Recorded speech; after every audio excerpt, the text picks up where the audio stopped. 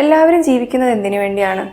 കുറേ ചോദ്യങ്ങൾ നമ്മൾ അനലൈസ് ചെയ്യാണ്, കുറേ സിറ്റുവേഷൻസ് അനലൈസ് ചെയ്യാണ്, ഓരോ കാര്യങ്ങൾ പറയുമ്പോഴും അതെന്തിനാണെന്ന് ബാക്ക് ടു ബാക്ക് ചോദിക്കുകയാണ്. അവസാനം കിട്ടുന്ന ഒരു ഉത്തരമായിരിക്കും സന്തോഷമായിട്ടിരിക്കാൻ. അതിനല്ലേ നമ്മൾ ജീവിക്കുന്നത്?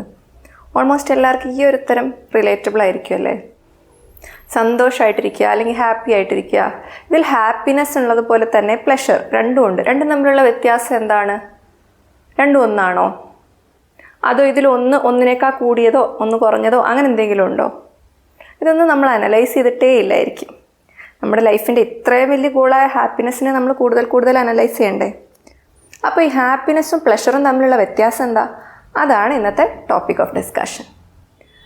ആദ്യം തന്നെ നമുക്കൊരു എക്സാമ്പിൾ എടുക്കാം. നമുക്ക് എല്ലാവരും ഫുഡ് കഴിക്കുമ്പോൾ വളരെ ഹാപ്പി ആവുന്ന ആൾക്കാരാണല്ലോ. അതായത് എനിക്കിഷ്ടപ്പെട്ട ഫുഡ് കഴിച്ചു, നല്ല സന്തോഷമുള്ള കാര്യമാണ്. ഇതിലെത്രത്തോളം ഹാപ്പിനെസ് ഉണ്ട്? അല്ലോ ഇത് ശരിക്കും ഹാപ്പിനെസ് ആണോ? ഇത് അനലൈസ് ചെയ്യാം. നമുക്ക് ഏറ്റവും ഇഷ്ടപ്പെട്ട ഒരു ഭക്ഷണം, എന്തെങ്കിലും കോമൺ ആയിട്ട് എല്ലാവർക്കും ഇഷ്ടപ്പെട്ട ഒരു ഭക്ഷണം, ഒന്നെങ്കിൽ ഒരു ഗുലാബ് ജാമുൻ അല്ലെങ്കിൽ മസാല ദോശ, അങ്ങനെ എന്തെങ്കിലും വിചാരിക്കാം.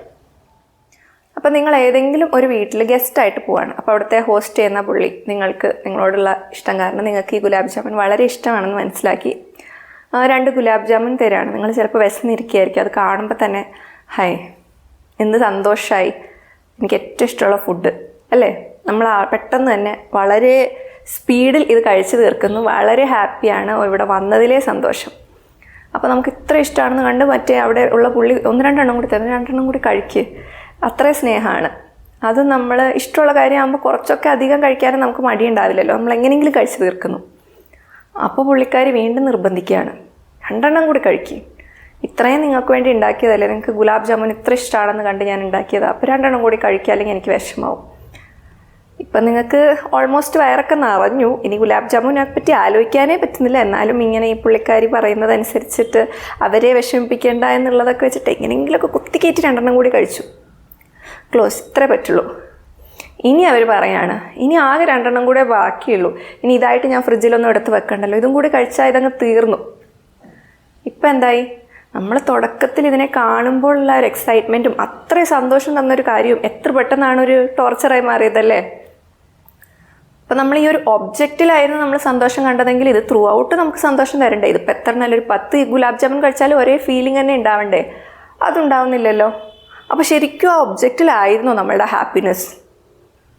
ഇതിന് വേറൊരു എക്സാമ്പിളും ഉണ്ട് ലൈഫിൽ എല്ലാവർക്കും റിലേറ്റ് ചെയ്യാൻ പറ്റുന്നൊരു കാര്യം.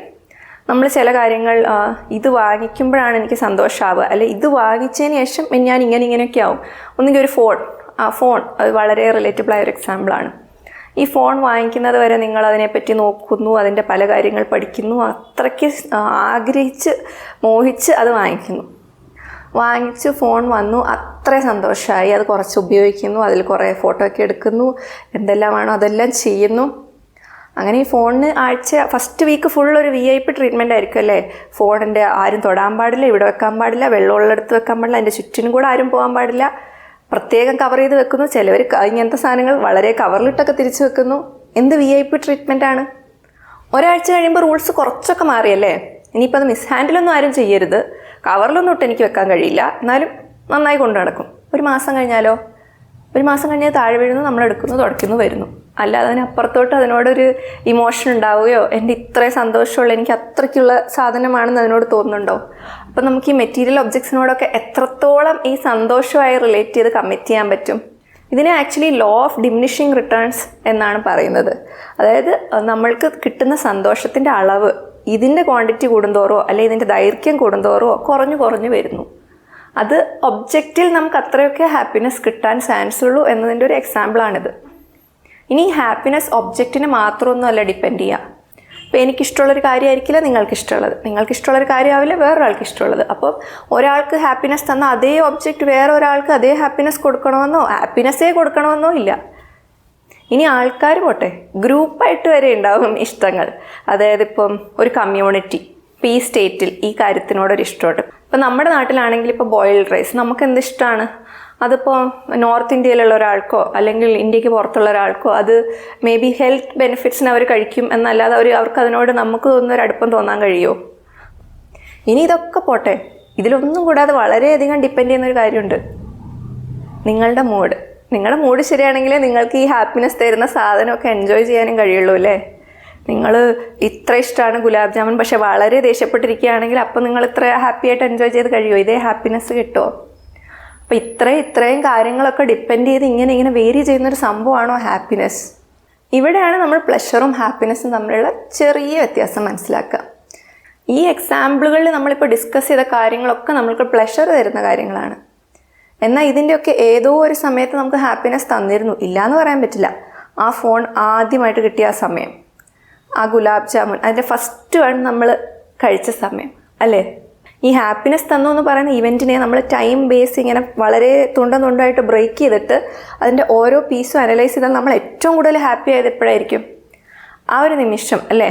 അപ്പം അല്ലെങ്കിൽ നമുക്ക് ഇഷ്ടപ്പെട്ട ഒരു സ്ഥലത്ത് പോയിട്ട് ആ സീനറി ആദ്യം കാണുമ്പോൾ മനസ്സിലുണ്ടായ ഒരു കുളിർമ, ഇതൊക്കെ വളരെ ഷോർട്ട് ടൈമാണല്ലേ. നമ്മൾ വിചാരിച്ചതുപോലെ ഇതൊക്കെ റിപ്പീറ്റ് ചെയ്തത് കൊണ്ട് നമുക്ക് ഹാപ്പിനെസ് കിട്ടുമോ എന്ന് ചോദിച്ചു കഴിഞ്ഞാൽ അത് പാടായിരിക്കും. എന്നാൽ ശരിക്കുമുള്ള ഹാപ്പിനെസ് നമ്മൾ എത്രത്തോളം കൺസ്യൂം ചെയ്താലും നമുക്ക് മടുക്കാത്തൊരു കാര്യമായിരിക്കും. നമ്മളെ ടയേർഡാക്കില്ല, നമുക്കൊരു ഗിൽറ്റ് ഫീലിങ്ങും വരില്ല. ഈ ചെറിയ കാര്യങ്ങൾ ഒന്ന് നോട്ട് ചെയ്താൽ തന്നെ നമുക്ക് ഈ ഹാപ്പിനെസ്സും പ്ലഷറും തമ്മിലുള്ള വ്യത്യാസം മനസ്സിലാക്കാവുന്നതേ ഉള്ളൂ. അപ്പോൾ നമ്മൾ എന്തൊക്കെയല്ല ഹാപ്പിനെസ് അല്ലെ എന്തിലൊക്കെയല്ല എന്നുള്ളതിന് മനസ്സിലാക്കാനുള്ള കുറേ എക്സാമ്പിൾ പറഞ്ഞു അല്ലേ. എന്നാൽ പിന്നെ എന്താണ് ഈ സംഭവം? ഇതിലൊന്നുമല്ല, പിന്നെ എവിടെയാണിത്? ഇത് മനസ്സിലാക്കാൻ നമ്മൾ അനലൈസ് ചെയ്ത ആ സിറ്റുവേഷൻസില്ലേ, അത് നമുക്ക് ഒന്നും കൂടെ ഒന്ന് റീവൈൻഡ് ചെയ്ത് അനലൈസ് ചെയ്യാം. ഗുലാബ് ജാമുൻ അല്ലേ, നമുക്ക് ഇഷ്ടപ്പെട്ട ആ ഫുഡ് ആദ്യമായിട്ട് കഴിക്കുന്നു. ആ കഴിക്കുമ്പോൾ നമുക്കുണ്ടാകുന്ന ആ ഒരു എക്സ്പീരിയൻസ്, ആ നൈമിഷികമായിട്ടുള്ള ആ സമയത്തെ നമ്മൾ ആ എക്സ്പീരിയൻസ് ചെയ്യുന്ന അതിലാണ് നമ്മൾക്ക് ഹാപ്പിനെസ് അനുഭവപ്പെടുന്നത്. അത് കഴിയുമ്പോൾ ആ എക്സ്പീരിയൻസ് വീണ്ടും റിപ്പീറ്റേഷൻ ആവുകയാണ്. നമ്മൾ 1-2 ഗുലാബ് ജാമുൻ കഴിക്കുമ്പോൾ നമ്മൾ എക്സ്പീരിയൻസ് റിപ്പീറ്റ് ചെയ്യാണ്. എക്സ്പീരിയൻസ് റിപ്പീറ്റ് ചെയ്യുമ്പോൾ സത്യം പറഞ്ഞാൽ അത് നമ്മൾക്ക് എക്സ്പീരിയൻസ് ചെയ്യാൻ കഴിയുന്നില്ല, അത് വെറും ഒരു റിപ്പീറ്റേഷനാണല്ലേ. ആദ്യമായിട്ട് ഇങ്ങനെയുള്ള ഏത് എക്സ്പീരിയൻസ് ഉണ്ടാകുമ്പോഴും നമ്മൾ ശ്രദ്ധിച്ച് നോക്കിയ ഒരു കാര്യം മനസ്സിലാവും, നമ്മൾ പെട്ടെന്ന് പരിസരം മറക്കും. പരിസരം മറക്കുമ്പോൾ എന്താ സംഭവിക്കുക? നമ്മുടെ മൈൻഡ് സത്യം പറഞ്ഞാൽ വളരെ സൈലൻ്റ് ആയിരിക്കും. ഈ ഒരു സംഭവം, ഈ എക്സ്പീരിയൻസ് ചെയ്യുന്ന സംഭവം നമ്മളും അത് മാത്രമേ ഉണ്ടാവുള്ളൂ. ആ ഒരു പോയിന്റിൽ മാത്രമേ നമുക്ക് എക്സ്പീരിയൻസ് ചെയ്യാൻ പറ്റുന്നുള്ളൂ ഹാപ്പിനെസ്. അത് കഴിഞ്ഞാൽ ഉണ്ടാകുന്നതൊക്കെ റിപ്പീറ്റേഷനാണ്. എന്നാൽ ഇത് സസ്റ്റെയിൻ ചെയ്യാൻ പറ്റുമോ? സസ്റ്റെയിൻ ചെയ്യാവുന്ന കാര്യമൊക്കെ തന്നെയാണ്, പക്ഷെ വളരെ എഫേർട്ടുള്ള പണിയാണ്. മൈൻഡിനെ സൈലൻസ് ചെയ്യുക എന്നൊക്കെ പറയുന്നത് നമ്മളിപ്പോൾ യോഗ ചെയ്യുന്നതിൻ്റെയോ മെഡിറ്റേഷൻ ചെയ്യുന്നതിൻ്റെയോ ഒക്കെ ഒരു ഗോളാണത്. എന്തൊരു കാര്യത്തിനാണെങ്കിലും അങ്ങനെ ഉടനെ ടക്ക് എന്ന് പറഞ്ഞ് സൈലൻസ് ചെയ്യാനൊന്നും കഴിയില്ല അല്ലേ. അപ്പോൾ എന്തായിരിക്കും നമ്മുടെ മൈൻഡ് നമുക്കിപ്പോൾ ആലോചിച്ചാൽ തന്നെ അറിയാം എത്ര ഫാസ്റ്റായിട്ടാണ് അതിൽ തോട്ട്സൊക്കെ വന്ന് പോയിക്കൊണ്ടിരിക്കുന്നത് അല്ലേ. എന്നാൽ ഇതിനെ പെട്ടെന്ന് പിടിച്ച് നിർത്താൻ കഴിയുമോ? അതുമില്ല. അപ്പോൾ നമ്മൾ ആദ്യം പ്രാക്ടീസ് ചെയ്യേണ്ടത് സ്ലോ ചെയ്യുന്നതിലാണ്. ഈ തോട്ട്സൊക്കെ സ്ലോ ചെയ്യുന്നത്, നമ്മൾ ഓരോ എക്സ്പീരിയൻസ് ചെയ്യുന്ന കാര്യങ്ങളും അത് സമയമെടുത്ത് അവെയറായിട്ട് എക്സ്പീരിയൻസ് ചെയ്യാൻ നോക്കുമ്പോൾ നമുക്ക് സ്ലോലി ഈ ടൈം റെഡ്യൂസ് ചെയ്യും. ടൈം റെഡ്യൂസ് ചെയ്യുന്നതിലൂടെ ഈ സൈലൻസ് അല്ലെങ്കിൽ സ്റ്റിൽനെസ്സൊക്കെ നമുക്ക് ശരിക്കും എക്സ്പീരിയൻസ് ചെയ്യാൻ കഴിയും. ശരിയാണ്, എളുപ്പമുള്ള പണിയല്ല, എന്നാൽ നടക്കാത്ത കാര്യമല്ല. അതാണ് ഇന്നത്തെ ഫുഡ് ഫോർ തോട്ട്.